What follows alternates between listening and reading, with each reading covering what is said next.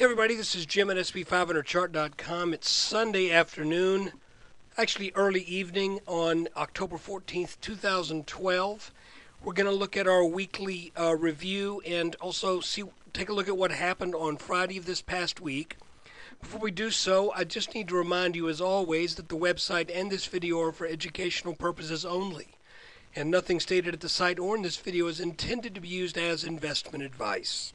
Look, I can draw lines on charts, but you have to draw your own conclusions from your own research, and you need to make investment decisions that are suitable for your personal financial situation. I am not a licensed financial professional, just a guy that draws lines on charts. Well, we got bad news and we got good news. The bad news is that the S&P had another down day, making for an overall down week. Which really is not surprising when you look at where we were coming into this week, and it pretty much fits the model. The bad news is, well, no, that was the bad news. The good news is we have something to consider now. We have some market movement that kind of makes us wonder if this weakness that we saw on Friday is enough to really create a cascade of selling pressure that would result in a very likely move to the high 1390s. And we're going to take a look at that. But as a weekly thing, we came into this week looking at a chart that showed we had already made this high. Let's count the days. 1, 2, 3, 4, 5. Okay, we made this high on Thursday. We sold back for the rest of the day on Thursday. That really was something of a gap up, and then we sold off to erase that move, and then we sold off more on Friday, but then started to move up in what I said it looked like this could very well be a bear flag. Here it is right here. Excuse me, that actually formed on Monday. So we had, I was looking at it and had my dates wrong. We had the big up day on Friday that then reversed. So that, if you're looking at candles, that would have created a little, it's very small, but something of a little shooting star where you've got that long tail that goes up, because all of the gains that had taken place on that opening move at the first of the day on Friday were erased. Okay? So with that in mind, we went into this week expecting a likely event of selling pressure throughout the week. So we did so. We on Monday started this little bear flag right here, and the idea here was to watch that. It looks like a bear flag. Let's see if it quacks like a bear flag. It did. Then we started to make another one right here. And again, it's very difficult when you make these little patterns at expected lines where you would expect a bounce, such as the lower trend line of a channel. That's where that flag pretty much formed. The idea was just watch it, see what happens. It also broke down. So what we ended up with was your typical kind of 5-wave pattern that would go 1, 2, 3, 4, 5. The fact that this also had a wedge shape to it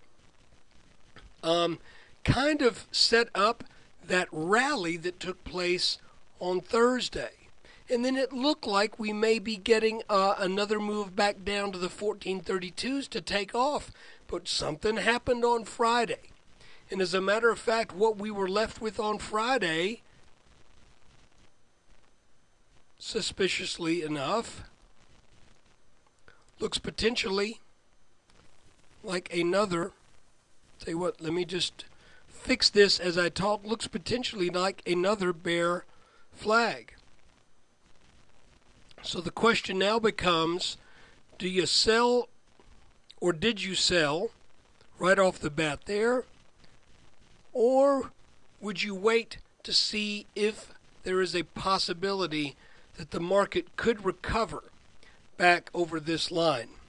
I can't make your decision for you. I know what I'm going to do with the stocks that I hold. Some of them are really not that beholden to the movements of the market, and I have one or two that actually have a negative beta. So if the markets go down, these stocks have a tendency to go up, and they're in some precious metals. But anyway, as we look at this, even though we made that call on this descending wedge right here, the fact remains the move that ensued out of that wedge was very short-lived, at least to this point. So, I think if we do ourselves what we should do, and that is be objective in our chart analysis, I think you have to look at this as a break of that 1432 support line, even though it's not a break by what most technical analysts would say is a really for real technically significant amount. The lowest of the S&P got was in the 1425s, I believe. And if you look at where that line is at 1432 and change, you're looking at roughly a 0.5% break of this line. So I would before I would take any strong action on that move by itself, I think I would want to see evidence that that break is significant. And if you get caught by chance on a gap down, let's pretend, I would think the market should be serving up a retest of this line, and it could come early tomorrow, or we could have more downward pressure, then come back to this line. But to make a long story short, are the lines that we were watching over the past number of weeks, even maybe even a month or more. This first green line, that line broke this past week. We did bounce initially at 1432. Then we broke that 1432 line at the same time we broke our rising, let me see, I think a 2-hour chart might show it better. At the same time we broke our rising light orange line that has kind of shifted on this chart. That's a better, that shows that in better position, this light orange line right here. So some significant areas did break. If you're wondering where would I think we would get our next bounce, if this sell-off continues, I would expect to bounce at or just below 1400 for a couple of reasons. Not the least of which, we had a horizontal line back from August that never came back to be tested. You see that right there?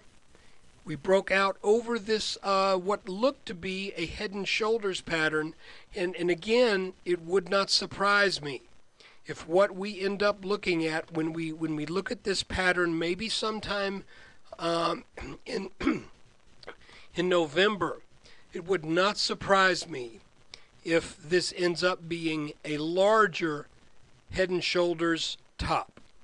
So guys, I think that pretty much covers it. There you go. There's your look at all these little bear flags. Nice examples. This bull flag really isn't quite a bull flag, but it looked like it may produce.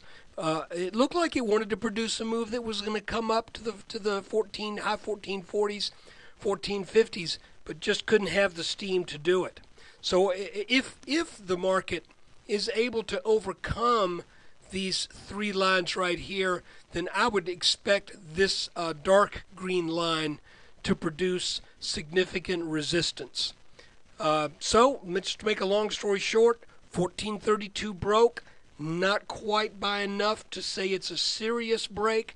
If the market could immediately, quickly recover on Monday, this may be a recoverable situation. But, I'll be honest with you, 7 times out of 10, that doesn't happen. Usually when you get a break and you're a little circumspect about it, it usually ends up being a break. So guys, that is the video for October, actually for the market close of October 12th. It's being done on October 14th.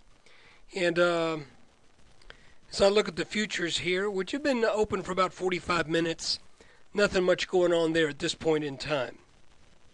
So guys, thanks again for watching this video. I want to thank all who subscribe to SP500chart.com. I really do appreciate it. And, the charts don't always tell you what's going to happen. But those of you who have followed this over the past, actually followed even going back about 2 years, you know that there are things that you can look for. And we've seen some very nice head and shoulders patterns, inverted head and shoulders patterns. Right now, we may be seeing one in development. We'll just have to wait and see. It's not It's not there yet, but it wouldn't surprise me if we were to see that take place. So, guys, thanks again for watching. Take care.